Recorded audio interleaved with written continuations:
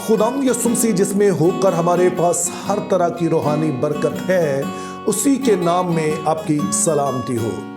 अभी कुछ दौर बदल गया है, मोबाइल का दौर आ गया है। इंडिविजुअली लोग जो है वो अपनी पसंद की चीज़ें मोबाइल पर ही देख लेते हैं। लेकिन अगर हम कुछ अर्सा पीछे चले जाएं, कोई 15-20 साल, तो उस वक्त घर में एक ही टेलीविज़न होता था। उसी पे जो घर के तमाम अफराद हैं वो देखते थे। जो भी देखना होता था बारी बारी वो उसको देख लेते थे। तो उस वक्त होता ये था कि अगर आपके घर में बच्चे हैं तो फिर माँ बाप होने के नाते आपको तकरीबन हर तरह के कार्टून जो थे वो याद होते थे। उसका सबब ये था कि बच्चे जब स्कूल से आते, जब भी उनके पास टाइम होता और वो टीवी देखते तो वो कार्टून ही देखते थे। और चूंकि सभी एक ही जगह बैठे होते तो माँ बाप को भी वही देखना पड़ते थे। तो ऐसा ही हमारे साथ भी हुआ, यानी मेरी और मेरी बीवी के साथ भी, कि बच्चे तो कार्टून देखते थे और फिर उनको तो ना जाने कितने याद थे, लेकिन हमें ज़माने भर के कार्टून जो थे वो याद हो गए। और उन्हीं में से एक बड़े फेवरेट कार्टून जो हमारे बच्चों के थे वो दरअसल एक कार्टून मूवी थी और वो थी मेडागास्कर। इसमें एक जो मरकज़ी किरदार था वो एक लायन का था जिसका नाम एलेक्स था। और वो दरअसल एक सर्कस का शेर था, यानी कि था तो शेर लेकिन वो सर्कस में उसे रखा गया था। और वो बड़ा ही मकबूल था बच्चों में, चूँकि जब बच्चे आते तो वो वहाँ उन्हें चंद करतब करके दिखाता और उसके ख्याल में यही उसकी ज़िंदगी थी, इसी से वो खुश था। लेकिन फिर होता यह है कि एलेक्स और उसके 3 और साथी जो हैं, जो जानवर ही थे, वो वहाँ से फरार होकर किसी तरह जंगल में पहुँच जाते हैं। और एलेक्स को अभी पता नहीं है कि जंगल में रहने का मतलब क्या है और वहाँ पे वो हर चीज़ से डरता है। चूँकि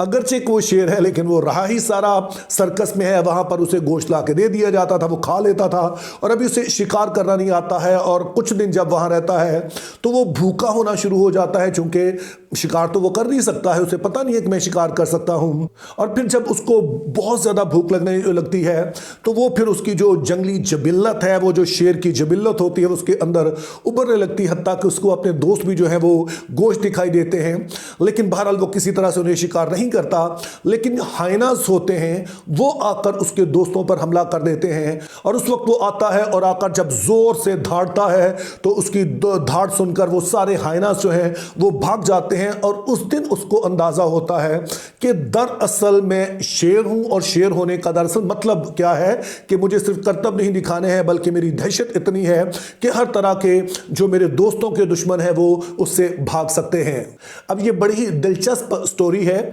लेकिन स्टोरी से ज़्यादा ये बड़ा ही एक अहम सबक है, एक बहुत ही सीखने वाली बात इसमें जो मसीही हैं, और ख़ास तौर पर मैं उनकी बात कर रहा हूँ जो ईमानदार मसीही हैं, उनके लिए सीखने के लिए एक बड़ा ही अहम सबक है कि बहुत दफ़ा हम मसीह में होते तो हैं लेकिन हम नहीं जानते कि मसीह में होने की वजह से हमारी हैसियत क्या है और हमारा इख्तियार क्या है। तो अब अगर आप इन वीडियोस को बाकायदगी से देख रहे हैं तो अभी तक आपको ये बात रट गई होगी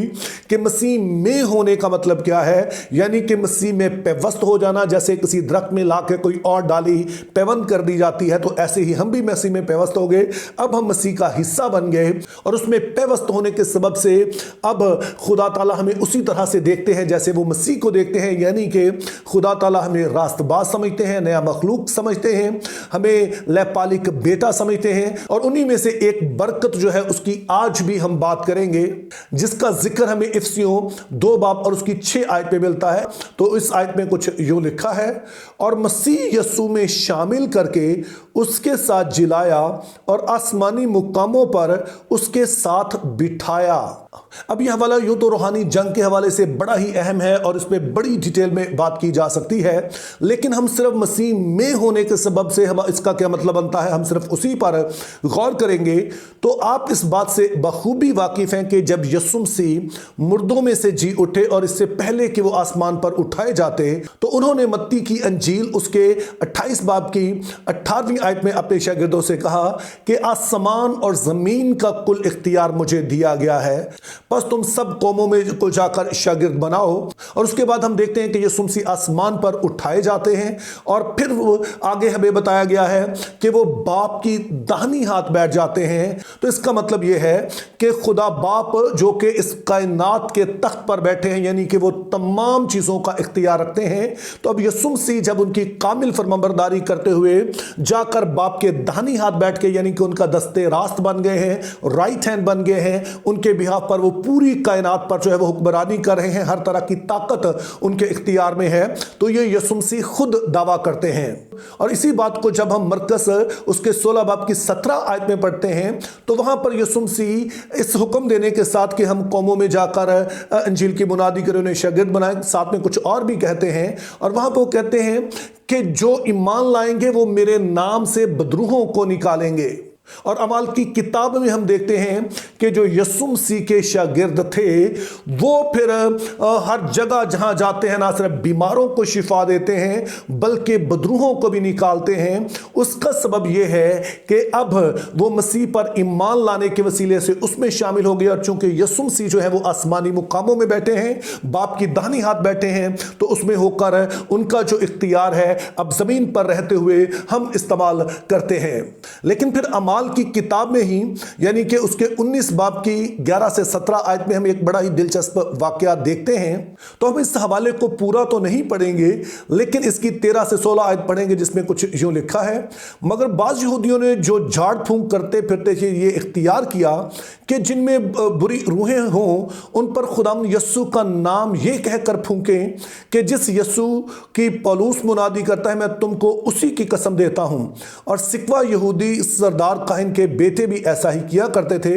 बुरी रूह ने जवाब में उनसे कहा कि यस्सु को तो हम जानती हैं और पौलुस से भी वाकिफ हैं, मगर तुम कौन हो? और वो शख्स जिस पर बुरी रूह थी कूद कर उन पर जा पड़ा और दोनों पर गालिब आकर ऐसी ज्यादती की कि वो नंगे और जख्मी होकर उस घर से भाग गए।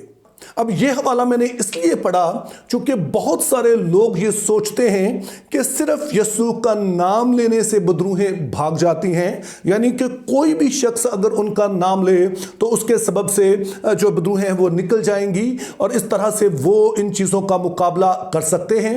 लेकिन हमने याद रखना है कि यीशु का नाम लेने का मतलब है यीशु के इख्तियार को इस्तेमाल करना, लेकिन यीशु के इख्तियार को वो ही इस्तेमाल कर सकते हैं जो उसके इख्तियार में शामिल हैं, यानी कि वो जो कि मसीह पर ईमान लाकर उसमें शामिल हो चुके हैं, सिर्फ वही इस इख्तियार को इस्तेमाल करते हैं।